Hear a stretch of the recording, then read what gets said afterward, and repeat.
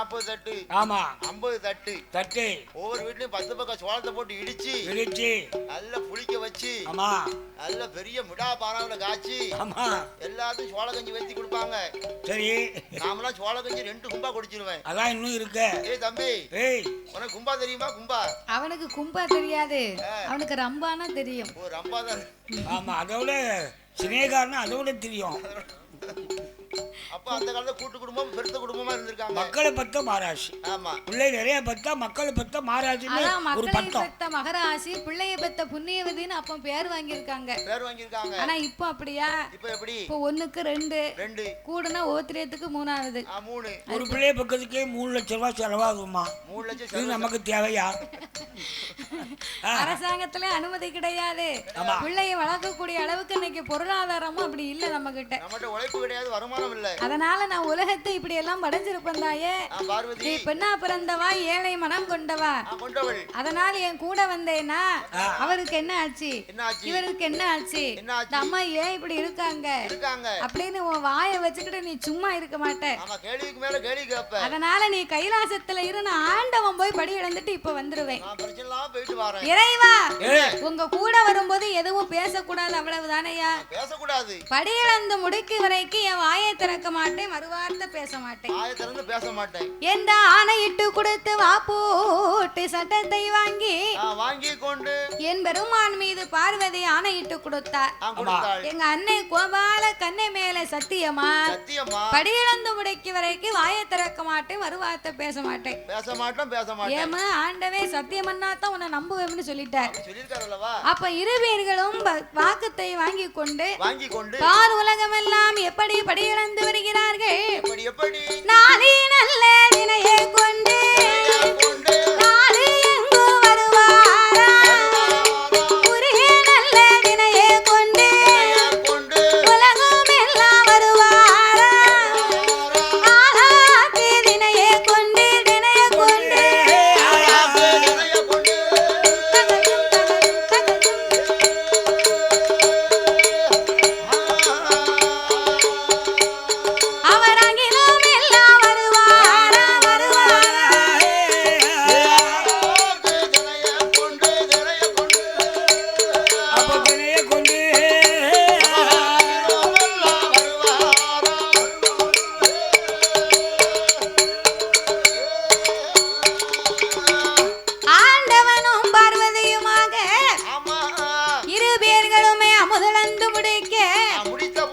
பார்வதி சிவனை கூப்பிட்டா.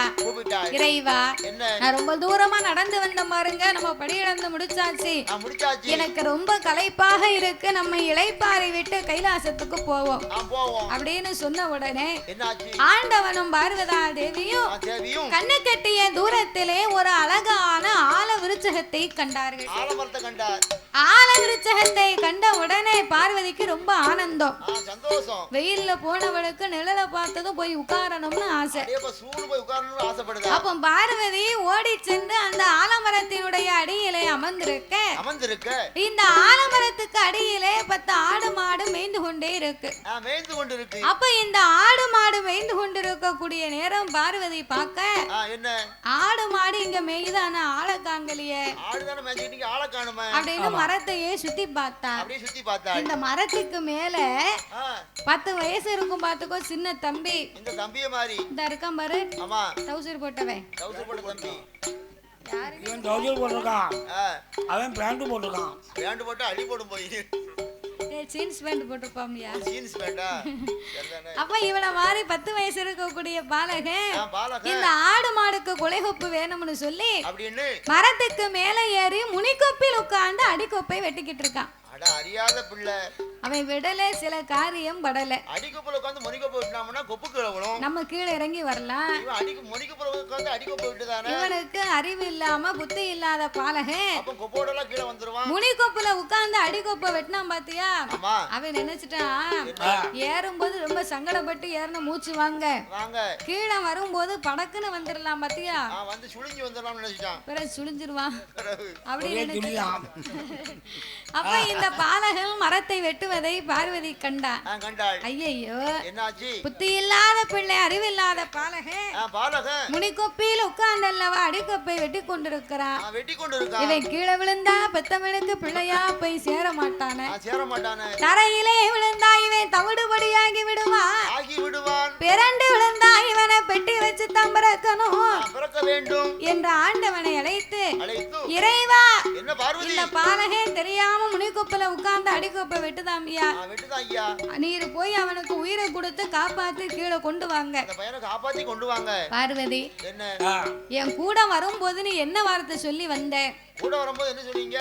படியிழந்து முடிக்கு வரைக்கும் தான் பேச மாட்டோம்னு சொன்னேன். வேலை முடிந்து விட்டது, அதனாலதான் அவனை காப்பாத்த சொன்னேன். நீ அப்ப விவரமா தான் சத்தியம் பண்ணி இருக்க. அவனுக்கு வாழணும்னு விதி இருந்தா வாழ்ந்தே தீருவான், அவனுக்கு சாகனம்னு விதி இருந்தா செத்தே தீருவாண்டி.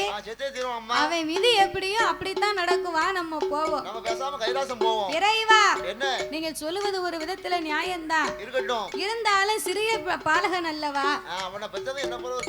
சிவன் பார்த்தார், இவளுக்கு இவ்வளவு பிடிவாதமா சொல்லுகிறா, இந்த பையனை நம்ம இதுக்கு வரைக்கும் இன்னும் முன்ன பார்க்கவே இல்லையே அப்படின்னு தன்னுடைய ஞான திருஷ்டியினால் அறிந்து பார்த்தார். அறிந்து பார்க்கும் போதுதான் ஆண்டவனுக்கு தெரியுது, பார்வதி சத்தியம் பண்ணி கொடுத்தாவாரு கோபால கண்ணன். கண்ணன் தான் பார்வதி சத்தியத்தை பரிசோதிக்க இப்படி ஒரு சூழ்ச்சியை ஏற்பாடு பண்ணியிருக்கார். இதை அறிந்த சிவன் காப்பாற்ற முடியாதென்றார். பார்வதி காப்பாத்தலனா உம்ம கூட வரமாட்டோம்னு நிக்க, ஒரு எட்டு எடுத்து வைக்க மாட்டோம் நிக்க. இதுக்கு மேல இவளுக்கு சொன்னா புரியாது, நம்ம செயல்படுத்தணும் அப்படின்னு. சரி பார்வதி, அவ எப்படியும் மரத்துல இருந்து இப்ப கீழே விழ போறான். அவன் கீழே விழும்போது என்ன பார்த்தா அம்மான்னு சொல்லி விழுந்தாமனா, அந்த பையன் விழுந்தாமனா, பார்வதி நீ போய் காப்பாத்து, நீ உடனே போய் காப்பாத்து. என்ன பார்த்தா அப்பான்னு சொல்லி விழுந்தா, ஆண்டவன் பகவான் போய் காப்பாத்துவேன், நான் போய் காப்பாத்து அப்படின்னு ரெண்டு பேருமே பேசி முடித்தார்கள். பேசி முடிக்க பாலகன் வெட்டு முடிந்து கீழே வாரான். ஏ பாவி, அவனுக்கு உயிர் மேல ஆசை இருந்தா என்ன பத்தா அம்மான்னு சொல்லிருக்கலாம், இல்ல என்ன பத்தா அப்பான்னு சொல்லிருக்கலாம். இவன் கொப்பு வெட்டி முடித்து கீழே வந்தான் பாரு. அம்மா வேண்டும் சொல்லவில்லை, அப்பா வேண்டும் சொல்லவில்லை, அத்தனை விட்டு விட்டு பாவி எதை சொன்னான்? அந்த அறியாத பையன் கொப்பு ஒடிஞ்சு கீழே விழும்போது அப்பான்னு சொல்லல, அம்மான்னு சொல்லல. ஐயோ, அப்ப என்ன சொல்லிருப்பான்? அவளை எழுப்பி கேள தாயிட்ட மாமான்னு சொல்லிருப்பானோ. மாமான்னா யாரு போறா? மாமனாரா? ஒருவேளை அத்தைன்னு சொல்லிருப்பாரோ. ஆமா, கரெக்டா ஆன்சர் சொன்னா பரிசு உண்டு உங்களுக்கு. ஆமா, கரெக்டா நீங்க சொன்னா எங்க தாத்தா 200 ரூபாய் கொடுப்பாரு. யாங்கிட்ட துட்டு இல்ல.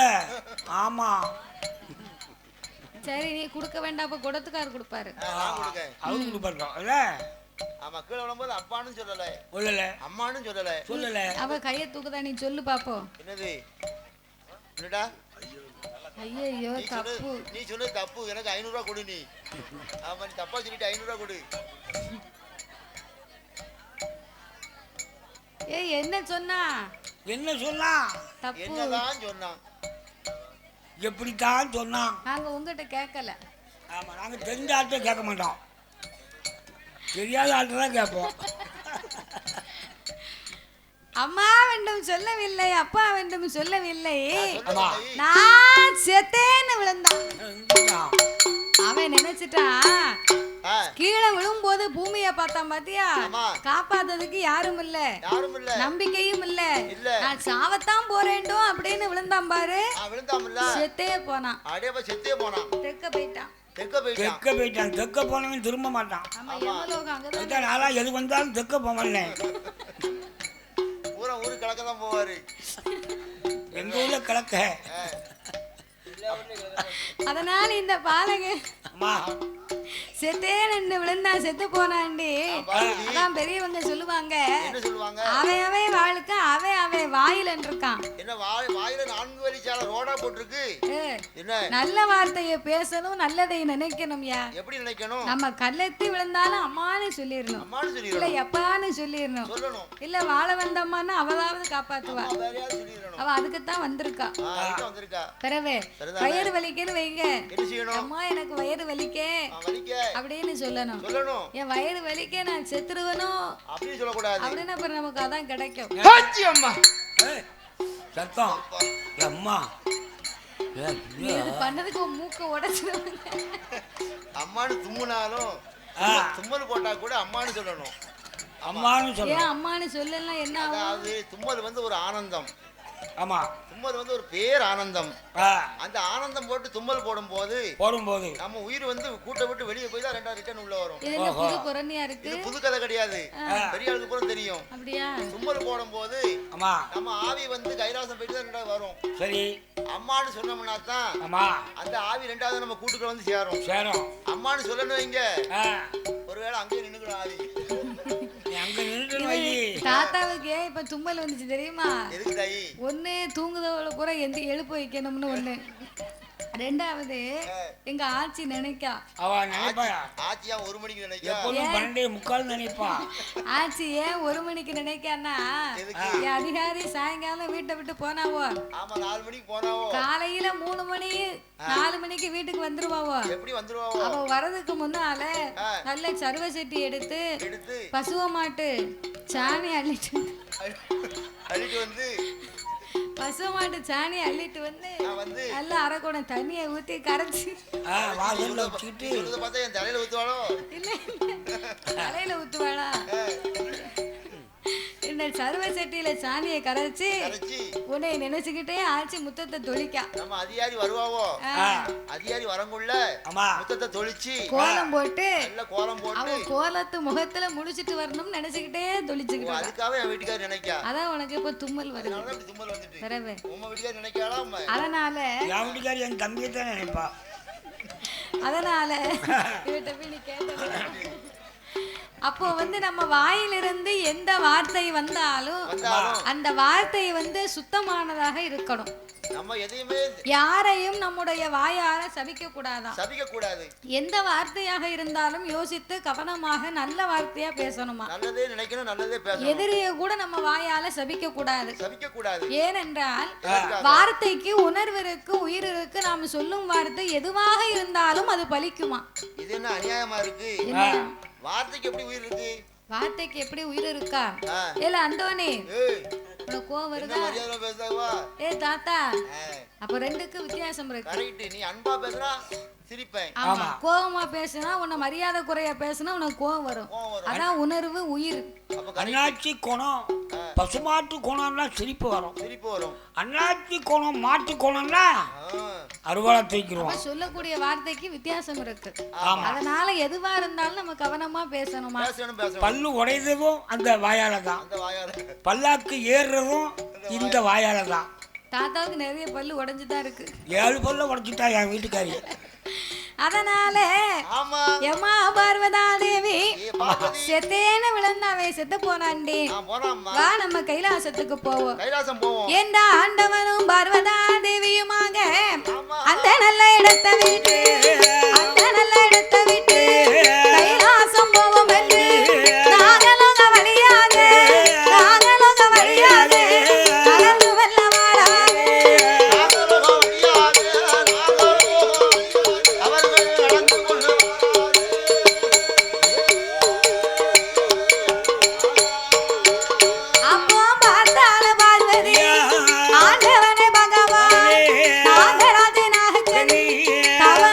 விவரமே தானறிய வேணுமை. ஆண்டவா பரம்பொருளே, இந்த நாகம் இரண்டு இப்பேற்பட்ட கம்பத்தவம் இருக்கிறார்களே, இவங்களுக்கு என்ன ஆச்சு? என்ன குறைவு இருக்கு? இவங்க உங்களை நினைத்து தவம் இருக்கிறாங்க. ஈசா இந்த விவரத்தை எனக்கு இப்பமே சொல்லுங்க. அம்மா பார்வதி, நாகராஜனுக்கும் நாகக்கண்ணிக்கும் நாகலோகத்தை ஆண்டு வந்தாலும் இரு பேர்களுக்கும் சொத்து சுகத்தை ஆள்வதற்கு ஒரு குழந்தை வரம் கிடையாது. அதனால் பகவான் என்னை நினைத்து பார தவம் இருக்கிறார்கள். அம்மா இறைவா, ஒரு குழந்தை வரத்துக்காகவா இப்பேற்பட்ட தவம் இருக்கணும்? உடனடியாக நீங்க புத்திர பாக்கியத்தை கொடுக்க வேண்டியதானே? ஏய் பார்வதி, நீ நினைப்பதை போல பிள்ளை வரம் ஒன்னும் சாதாரணமா கொடுக்க முடியாது. என்ன பந்தல்ல தொங்குற பழுவுனா பசங்கன்னு புடிங்கி கொடுக்க, இல்ல மாங்காவா மார்க்கெட்ல வாங்கி கொடுக்க, கொடுக்க, வடக்குன்னு ஒரு 2 கிலோ 3 கிலோ வாங்கி கொடுக்க, அவங்க பாவ புண்ணிய கணக்க பார்த்தா தான் பிள்ளை வரம் கொடுக்கலாமா கொடுக்க முடியாதா? இவங்க வாழ்வு எப்படி இருக்கு, போன சென்ம பயன் என்ன அப்படின்னு என்ன ஆள பார்த்து சொல்ல முடியும். அப்படியா? அப்படின்னா இவங்க 2 பேரோட கணக்கை நீங்க இப்பவே எடுத்து பாருங்க. கணக்கை பார்க்கணும்னா யாரு வரணும்? கணக்கு பார்க்கணும்னா அண்ணாவி வரணும். அப்படியா? கணக்கு பார்க்கணும்னா கால்குலேட்டர் வேணும். அது பிறகு முடிச்ச பிறகு கணக்கு புள்ள வரணும். கணக்கை பார்க்கணும்னு சொன்னா சீராக எழுதக்கூடிய சித்திரபுத்திரன் ஐனார் வரணும். நீங்களாம் எங்க போறீங்க 4 பேரும்? எங்க வீட்டுக்கா போறீங்க? வில்லு முடியறதுக்கு முன்னால வீட்டுக்கு போனேன்னு வைங்க, அங்க முக்குல முனி நிக்கி. பேய் பிடிச்சா விட்டுரும், முனி பிடிச்சா விடாது. அது நான் என் கூட வந்த பெரிய சடாமுனி. வாழவண்டம்மா வந்து திருநீர் போட்டாதான் வெளியே போகும். அதனால அம்மா இப்ப பிறந்துருவா, அவளை கூட்டிக்கிட்டு போங்க. அவளுக்கு பயம் வரல. அதனாலே இந்த நாகராஜன் நாகக்கண்ணினுடைய கணக்கை இப்பமே எடுத்து பார்க்கணும்னு சொன்ன உடனே சீராக கணக்கெழுதக்கூடிய சித்திரபுத்திரன் ஐனாரை வரவழைத்தார்கள். இந்த நாகராஜன் நாகக்கண்ணியினுடைய கணக்கையும் பார்க்க சொல்ல சித்திரபுத்திரன் ஐனார்னா நம்ம எல்லார் கணக்குமே அவர் தான் வச்சிருக்காரு. ஏன் கணக்கு, இவர் கணக்கு, ஓன் கணக்கு எல்லாமே அங்கதான் இருக்கு. என் கணக்கு அவர்கிட்ட கிடையாது. வேற எங்க இருக்கு? என் கணக்கு எங்க ஒரு டீ கடையில இருக்கு. டீ கடையில எவ்வளவு வச்சிருக்க? 5000 ரூபாய் இருக்கு.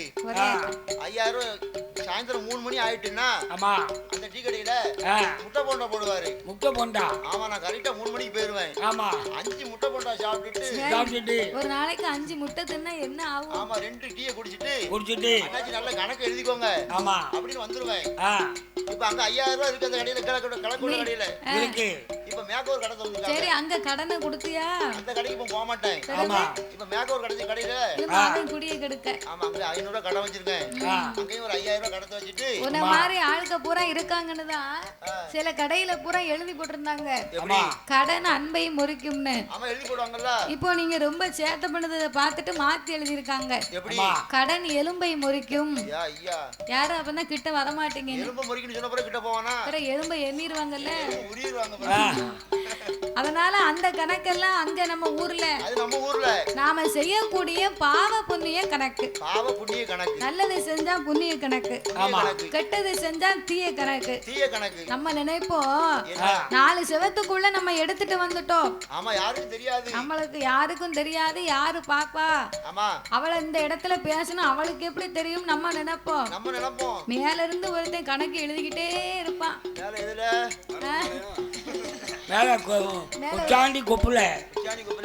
உட்கார்ந்து பாப்பார். அதனால அவர் கணக்க கரெக்டா இருக்கும். அதாவது மனிதர்களை வந்து ஏமாத்தலாம், நம்ம மனசாட்சியை ஏமாத்த முடியுமா? ஒரு நாள் ஏமாத்த முடியாது. நாமளை படைத்த இறைவனை ஏமாற்ற முடியுமா? முடியாது, ஒரு நாள் முடியாது. பாவம் செஞ்சா பாவ கணக்கு, புண்ணியம் செஞ்சா புண்ணிய கணக்கு. அப்ப இந்த நாகராஜன் நாகக்கண்ணியினுடைய கணக்கை எடுத்து பார்க்க கணக்கிலே என்ன தெரியுது? ஐயா, போன ஒரு செம்மத்தி நாகமுடி ராஜமன் ஏடுவனதான் பிற 8 மாத சூல்மா அம்பாலை எதிர்க்க அதன் உயிரமைத்திருக்க.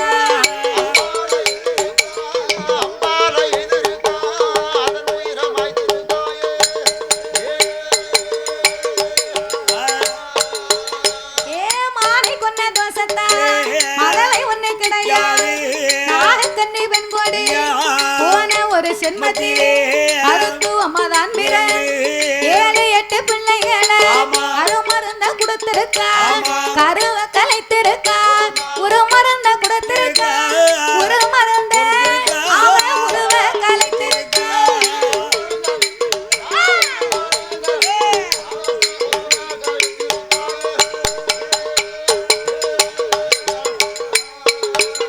ஏ கருவழித்த தோசத்தா கை குழந்தை கிடையாது, உருவழித்த தோசத்தா ஒரு குழந்தை கிடையாது.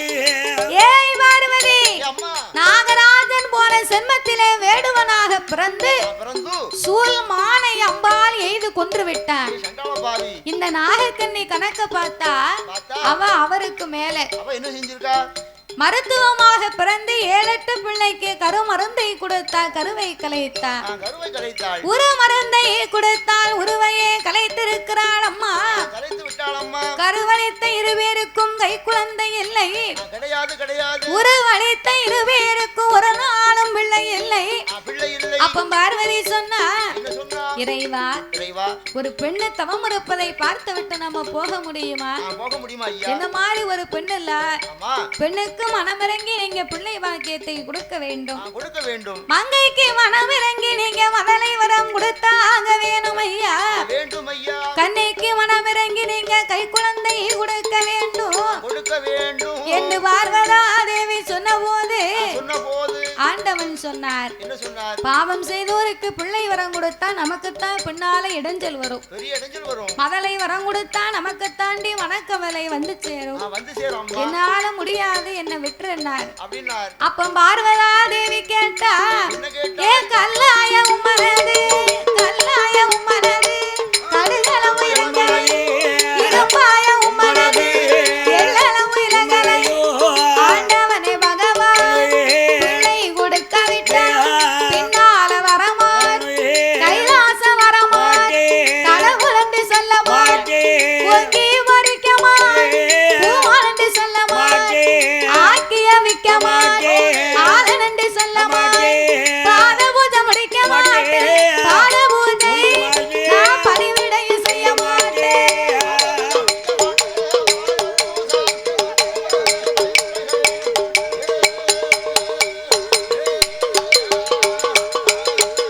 ஏ பார்வதியும் சொன்ன போது ஆண்டவன் ஏழு சொல்லு, ஏய் பார்வதி பாத பூஜை முடிக்க மாட்ட, பணிவிடை செய்ய மாட்டியா? ஈசா இறைவா, ஒரு நாளும் நான் என்னைக்குமே நீங்க வரும்போது உங்களை எதிர்பார்த்து காத்திருந்து உங்களுக்கு பணிவிடை செய்வேன், பாதம் தொட்டு கழுகுவேன். பிள்ளை வரம் கொடுக்காம நீர் கைலாசத்துக்கு வந்தீர்னா இனிமே உமக்கு பச்சை தண்ணி கூட கிடையாது. அப்படி என்று பார்வதா தேவி சொன்ன போது அப்ப இறைவனாகிய சிவபெருமான் பார்த்தார், நீ எத்தனை சொன்னாலும் என்னால் முடியாதென்று அந்த ஆண்டவன் சொன்ன வார்த்தையை கேட்ட பார்வதி ஆங்கார கோபங்களை கொண்டு இந்த இறைவனை பார்த்து சொன்னார், ஆண்டவனே பகவான் ஆண்டவனே பகவான் நீங்க இப்ப கொடுக்காவே நிச்சயமா நான் கொடு, பகவான் கொடுக்காவே பார்வதி நான் கொடு, கடவுள் நீங்க கொடுக்க விட்டா கடவுள் நீங்க கொடுக்க விட்டா சாமி கண்டிப்பாக நான் கொடுப்பேன், கடவுள் நீங்க கொடுக்க விட்டா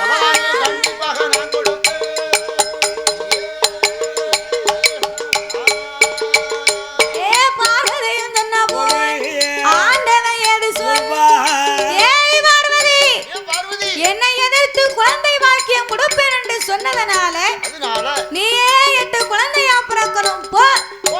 ஆண்டவா, ஒரு நாகத்தின் வயத்திலே சக்தி நான் கருவாய் பிறப்பதற்கு சட்டம் கிடையாது, கருவுச்சு பிறக்குமானால் அது தெய்வமே கிடையாது, மாற்று வரங்களை தந்தால் தான் நாம் ஆய் மதலையாக பிறப்பேன் என்று சொல்ல. அப்படியானால் கையில இருந்து 8 அமிர்த கலசத்தை வரவழைத்து நாகராஜனுக்கும் நாகக்கண்ணைக்கு வரமாக கொடுத்து 21 நாள் அரை மண்டலங்கள் 48 நாள் ஒரு மண்டலங்களாகவே பூஜை இருந்து வர சொல்லு. அந்த 48 நாள் ஒரு மண்டலத்துக்கு உள்ளாக 1008 சொருபத்தில் அரை சொருபத்தை எடுத்து கரு உருவாக ஜனித்து நீ கை குழந்தையா பிறக்கணும் போ என்ற ஆண்டவன் வாக்கு வரங்களை கொடுத்தார். பார்வதி அமிர்த 8 கலசத்தை வரவழைத்து நாகராஜனுக்கும் நாகக்கண்ணிக்கு வரமாகவே கொடுத்தார். உங்க அரண்மனையிலே ஒரு மண்டலங்கள் வரைக்கும் நீங்க பூஜை இருந்து வந்தால் 8 கலசத்தில் அட்ட காளியர்களாக அவதாரம் செய்வார்கள் என்று வாக்கு வரங்களை கொடுத்த போது அந்த நாகராஜனும் நாகக்கண்ணையும் வரங்களை வாங்கி கொண்டு மேலவாசல் கோட்டைக்கு வந்தார்.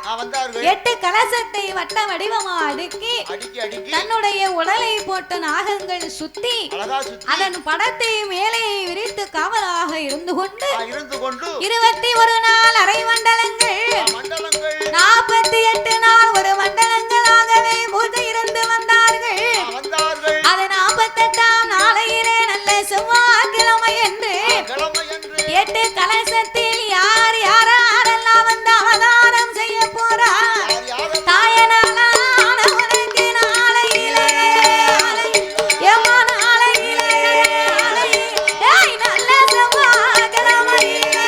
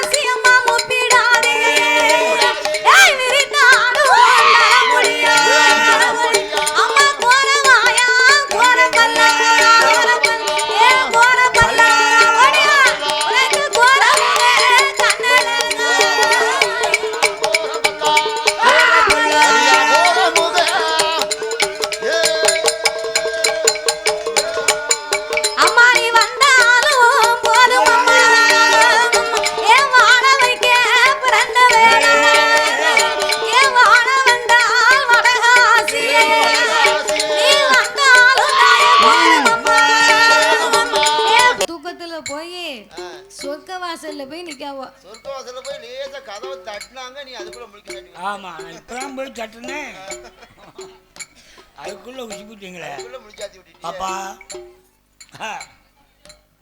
யார் தூங்குதா அப்படி? நீ அப்ப எங்க பாக்க? நான் அவங்கள பாக்குறாங்க. அங்க உங்க ஆளுக்கு பூரா ஆம்பளைய பூரா தூங்காம நல்லா பாக்காங்க. பூரா நல்லா சேலை இழுத்து மூடிக்கிட்டு சேர்ல உட்கார்ந்து அவளுக்கு கும்மி அடிச்ச களைப்புல தூக்கம் வருது. காரணம் என்ன தெரியுமா? என்ன?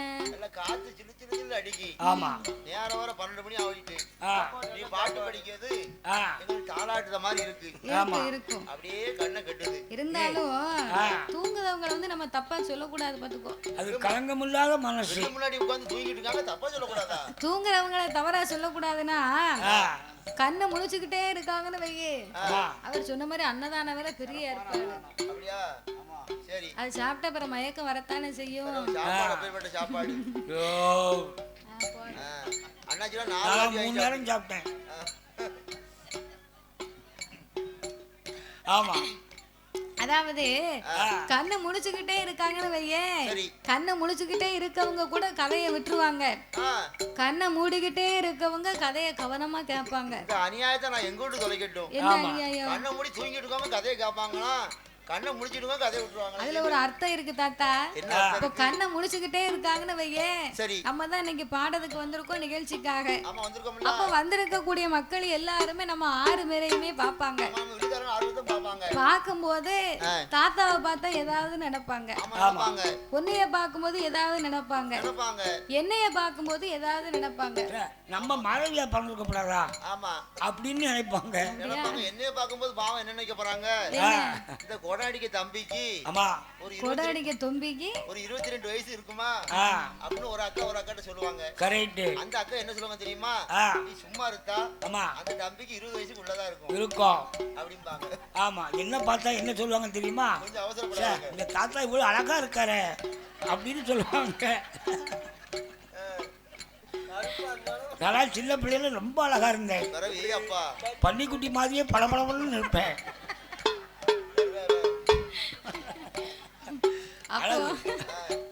அப்ப பாக்குறவங்களுக்கு ஒவ்வொரு மாதிரி ஒவ்வொரு நினைப்பு இருக்கும். அப்ப என்ன பார்க்கும்போது என்ன நினைப்பாங்கன்னா, தாய்மார்கள் மனசுல என்ன ஓடும் தெரியுமா, பொதுவா பெண்ணுடைய மனசு வந்து இன்னொரு பெண்ணுக்கு தான் தெரியும்பாங்க. அத மாதிரி தாய்மார்கள் என்ன பார்க்கும்போது நினைப்பாங்க, இந்த புள்ள இந்த சேலை எங்க எடுத்திருக்கும் அப்படின்னு நினைப்பாங்க. அவங்க சிரிக்கிறத பார்த்தா என்ன பூரா அப்படித்தான் இருக்கும். அப்ப இந்த புள்ள இந்த சேலை எங்க எடுத்திருக்கும்னு முதல்ல நினைப்பாங்க. ரெண்டாவது நினைப்பாங்க, இந்த புள்ள கழுத்துல போடுறது தங்கமா இருக்குமா இல்ல கவரிங்கா இருக்குமா, தங்கமா இருக்குமா கவரிங்கமா இருக்குமா அப்படின்னு ஒரு ஆனா கேட்டாச்சு. இந்த பொண்ணு தங்கத்துல நகையை கழுத்துல போட்ட உடனே அந்த நகைக்கே மதிப்பு இல்லாம போச்சு. போட்டா என்ன குறையா, பழிச்சுன்னு தெரியுது இல்ல, தங்கத்தை விட முகம் பழிச்சுன்னு தெரியுது. இல்ல இல்ல சொல்லுது ஒரு விதத்துல வாஸ்தவம் தான். நகைய போடுறவங்க, தங்க நகைய போடுறவங்க வந்து கலரா இருக்கிறவங்களுக்கு போடுறவங்களை விட கருப்பா இருக்கவங்க போட்டா அதுக்கு ஒரு மரியாதை ரொம்ப நல்லா இருக்கும். எடுப்பா இருக்கும். ஆமா எடுப்பா இருக்கும். உனக்கு நீ போட்டதுனால அதுக்கே மதிப்பு பார்த்துக்கோ. அதனால பாக்குறவங்களுக்கு வந்து சிந்தனை மாறும். ஒரு சில பேர் நினைப்பாங்க, இந்த பொண்ணு மாதவி பொண்ணு இவ்வளவு சிவப்பா இருக்காள, ஓயாம பீஸ் வாஷ் பண்ணுவாளோ. அது பீஸ் வாஷ் இல்லையா, ஃபேஸ் வாஷ். ஃபேஸ் வாஷா? ஆமா ரைட். அப்படி நினைப்பாங்க. இங்கிலீஷ் தெரிஞ்சா பேசு. நமக்கு என்ன தெரியுது, நமக்கு ஒரு வாஷும் தெரிய மாட்டேங்குது. அவங்க தாத்தாவை பார்க்கும்போது நினைப்பாங்க, எப்படி இந்த மனுஷனுக்கு 95 வயசு இருக்குமே, ஆமா அந்த மனுஷன் வீட்டுல கிடந்தானே பேசாம. இருந்தாலும் உனக்கு இவ்வளவு வஞ்சங்க இருக்க கூடாது. அவருக்கு 22, இவருக்கு 90 வயசா. ஆமா பரவாயில்ல. அப்போ கண்ணு வந்து நம்மள பாக்கும், நம்ம பாடிக்கிட்டு தான் இருப்போம். ஆனா அவங்க கவனம் வந்து வேற எங்கேயோ இருக்கும், சிந்தனைகள் மாறி போயிரும். அப்போ கண்ணை பார்த்துக்கிட்டே இருக்கவங்களுக்கு கவனம் மாறிடுமா, கண்ணை மூடிக்கிட்டே இருக்கவங்களுக்கு இந்த காத்துக்குள்ள கதை போய்கிட்டே இருக்கும். அதனால நீங்க தூங்க ஒரு பக்கம், ஒண்ணும் பிரச்சனை இல்ல, நாங்க படிக்கும், நாங்க ஒண்ணும் சொல்ல மாட்டோம். அதனால் இந்த நாகராஜனுக்கும் நாகக்கண்ணிக்கும் பிள்ளை இல்லாத குறையை பெரும் குறையாக இன்னும் என்ன சொல்லுகிறாள் தெரியுமா, என்ன சொல்லுகிறா, கண்ணு நல்ல புளிய மரம், கண்ணு நல்ல புளிய மரம், கவிரோடு ஆலமரம், கண்ணிலையும் காயாமலே மன்னவா, கவிரோடி என்ன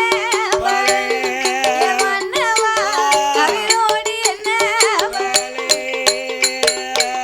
கண்ணு நல்ல புளிய மரம், கவிரோடு ஆலமரம், கண்ணிலையும் காயாமலே மன்னவா, கவிரோடி என்ன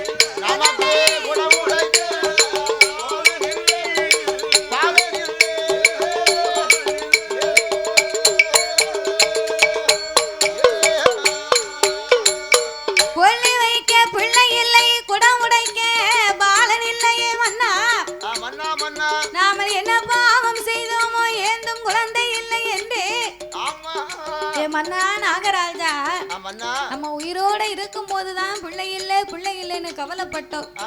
நாளை புண்ணா நம்ம திடீர்னு செத்துத்தான் போயிட்டோம்னு சொன்னா நமக்குன்னு ஒரு பிள்ளை இருந்தா தானையா அவக்குன்னு வந்து உதவி பண்ணுவான். தான் பச்ச திருமகன் இல்லாமல் திடீர்னு நாம மாண்டு மடிந்து விட்டோமையான சொந்த பெரியப்பா மகனா இருப்பா. கூப்பிட்டு அவனை ஒரு காரியம் பண்ண சொன்னா அவன் சொல்லுவான் பணங்காசு இருந்தா முன்னால வந்து நிப்பான் என்னன்னு கேட்பான்.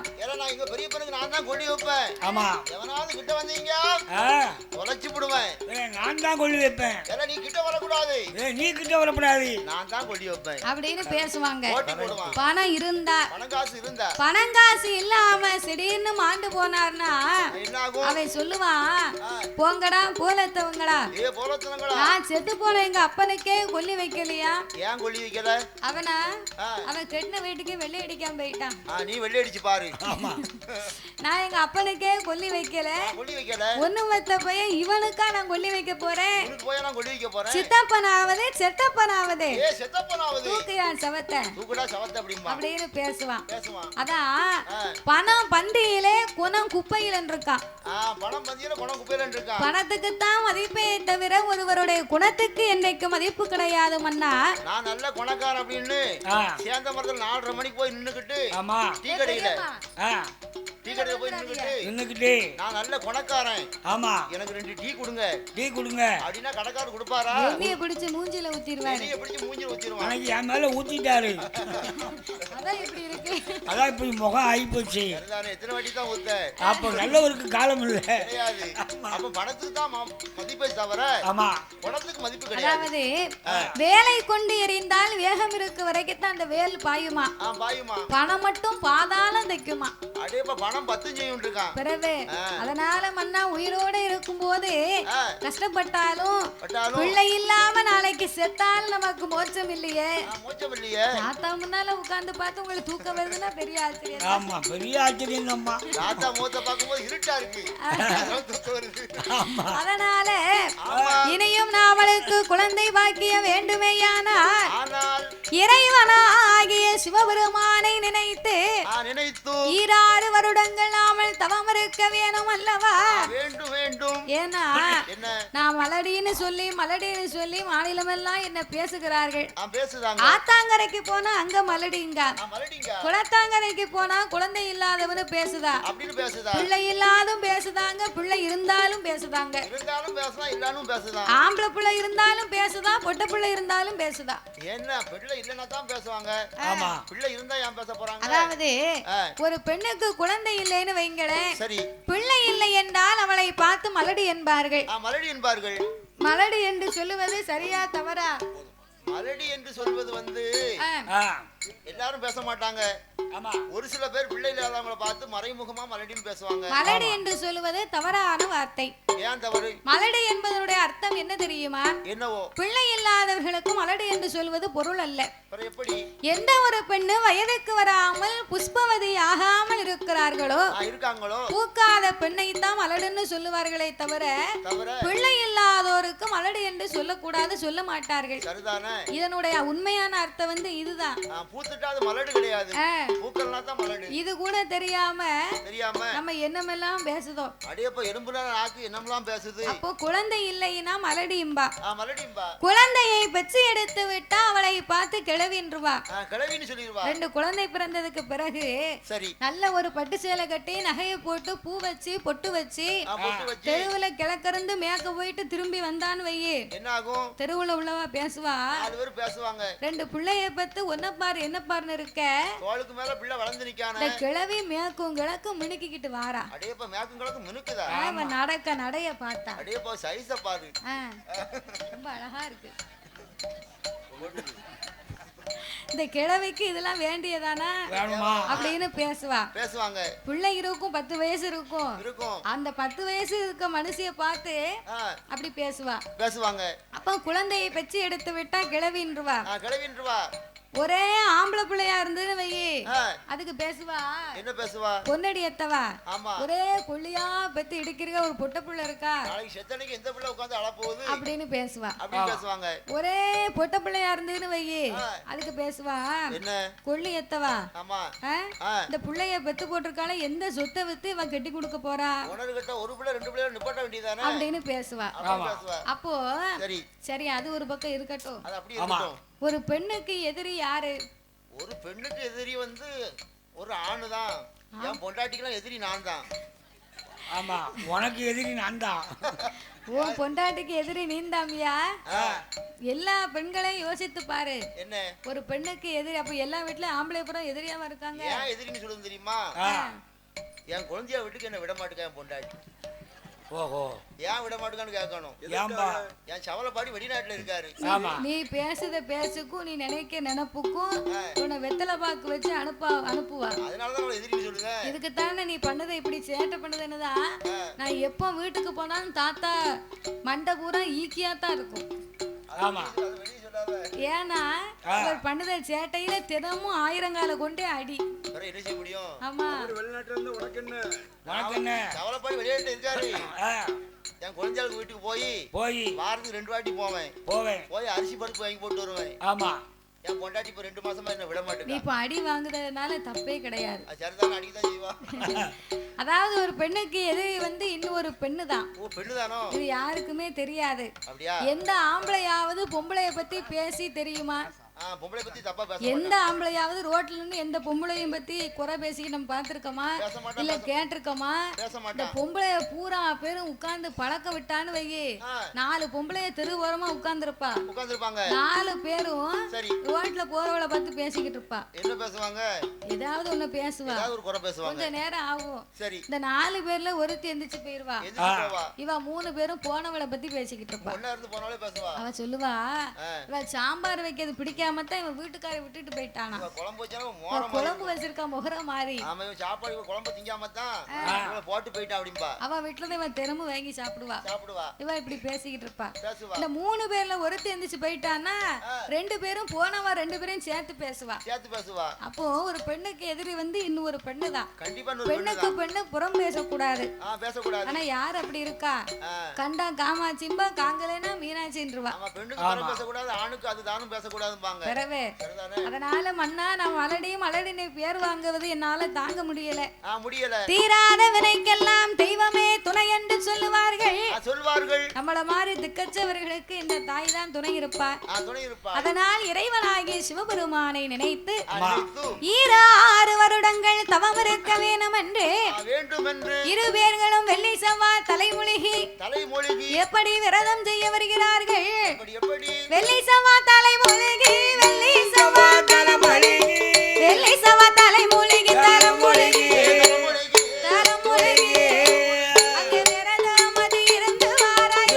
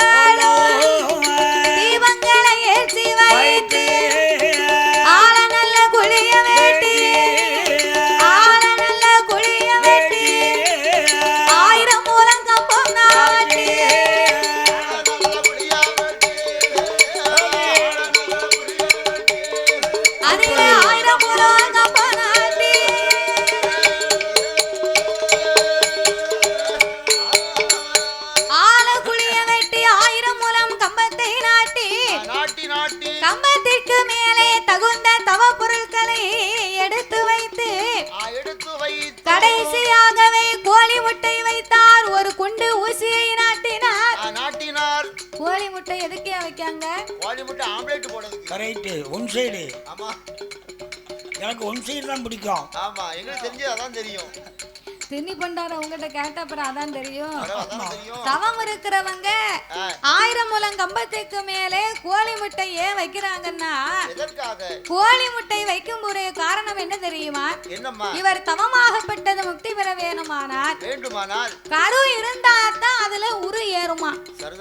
அதுக்குத்தான் இந்த கோழி முட்டை. பிறகு அப்போ இந்த நாகராஜனும் நாகக்கன்னியும் கோழி முட்டை வைத்து ஒரு குண்டு ஊசியை நாட்டி கொண்டு ஊசி முனையின் மேல் தன்னுடைய நாவை ஊன்றி வாளை ஆகாய மார்க்கமாக நிறுத்திக் கொண்டு நாசி அடக்கி ஊசி தவங்களை செய்து வருகிறார்கள். 4வது கிளாஸ்.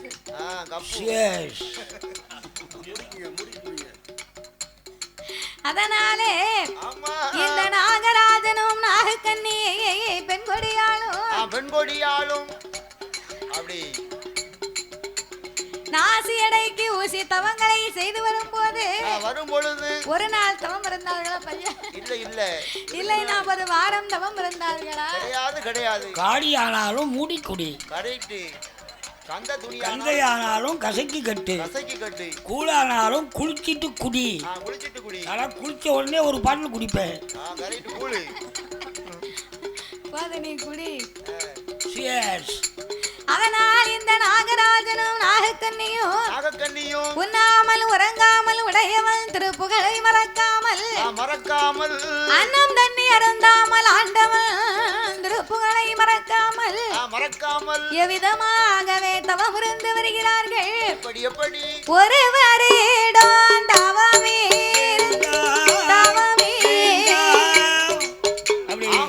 உடையவன் பகவான் வரவே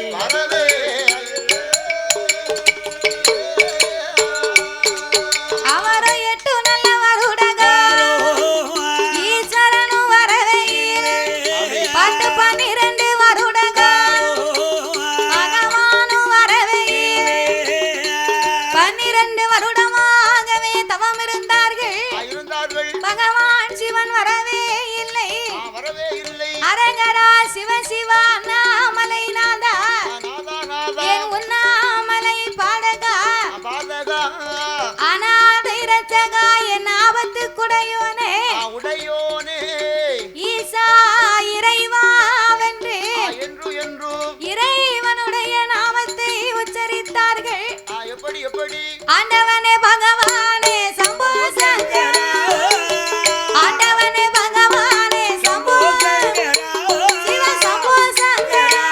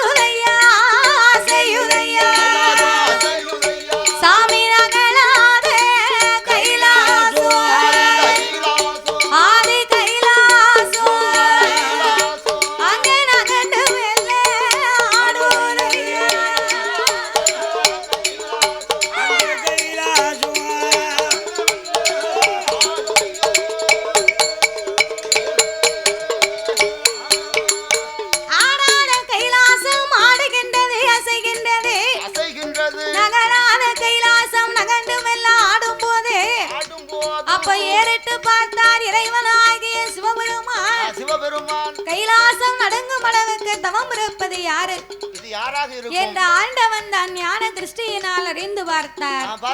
நாகராஜன் நாகக்கண்ணியினுடைய தவத்தை கண்டார். கண்டும் காணாதவரை போல கடவுள் கலி உலகமெல்லாம் படியிழக்கவே பயணமானார்.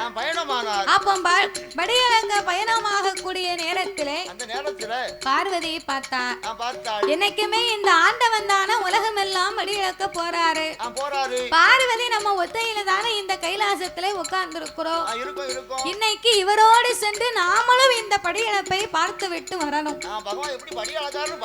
என்ற ஆண்டவன் இறைவனை அழைத்த பார்வதி, ஈசா இறைவா, பார்வதி நீங்க உலகமெல்லாம் படியிழக்க போனா நான் பார்வதி ஒத்தையிலே அமர்ந்திருக்கிறேன்.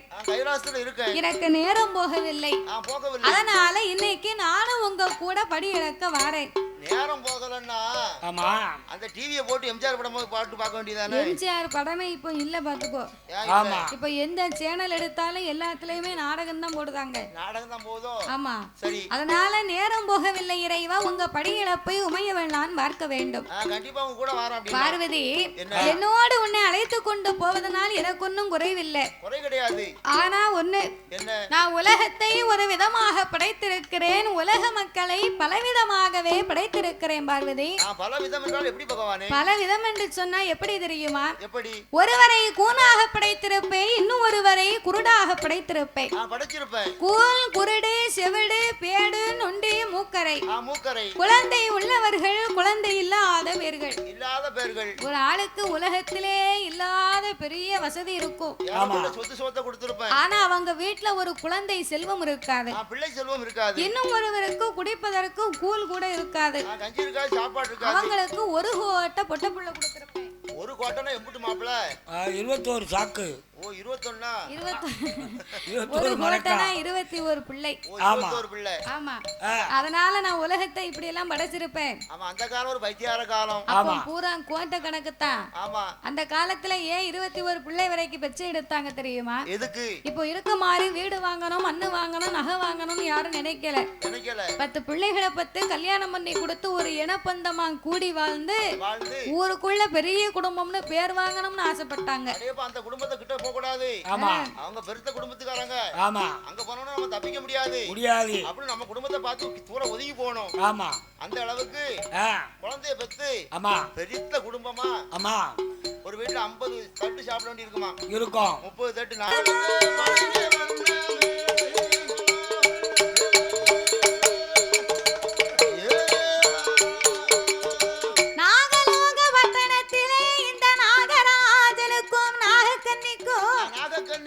ஒருவர் சொல்லை ஒருவர் கேட்டு ஒற்றுமையாகவே வாழ்ந்து வருகிறார்கள்.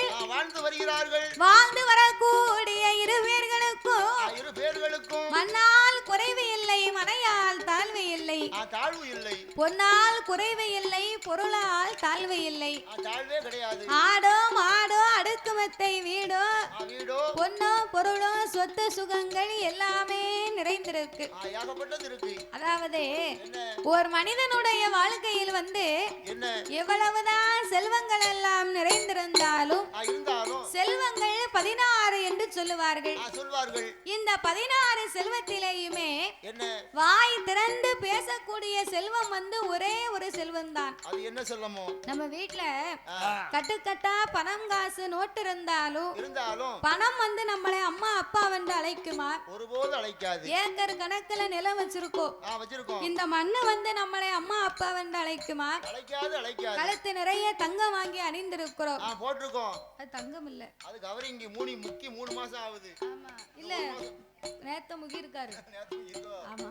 150 ரூபா நாமளா கொடுத்தேன். அப்ப 5 மாசம் கேரண்டி இருக்கு. ஆமா. அப்ப நம்ம கழுத்து நிறைய தங்கம் வாங்கி போட்டிருப்போம். இந்த தங்கம் நம்மளை அம்மா அப்பா வந்து அழைக்குமா? அழைக்காது. ஒருபோதும் அழைக்காது. இதை மூன்றுமே உயிரச்ச உணர்வச்ச வெறும் பொருள். ஆனால் நாமளை அம்மா அப்பா வென்ற அன்போடு அழைக்க வேண்டுமானால் செல்வத்திலே சிறந்த செல்வமே பிள்ளை செல்வம் தானா? அதுதான் பிள்ளை செல்வம். சொத்துக்கெல்லாம் பெரிய சொத்து அதுதான் குழந்தை சொத்து என்பார்கள். அப்பேற்பட்ட பிள்ளை செல்வம் இல்லாம நாகராஜனுக்கும் நாகக்கண்ணிக்கு ரொம்ப மனக்கவலை. 35 வருஷத்துக்கு முன்னாடி எனக்கு கல்யாணம் முடிஞ்சது. எனக்கு கல்யாணம் முடிஞ்சு 35 வருஷம் ஆகுது. கல்யாணம் முடிஞ்சு தாலி கட்டின உடனே மணமேடை விட்டு கீழே இறங்கி வந்தோம். நானும் என் வீட்டுக்காரியும் இறங்கி வந்த உடனே எங்க பாட்டி உட்கார்ந்துருந்தாங்க.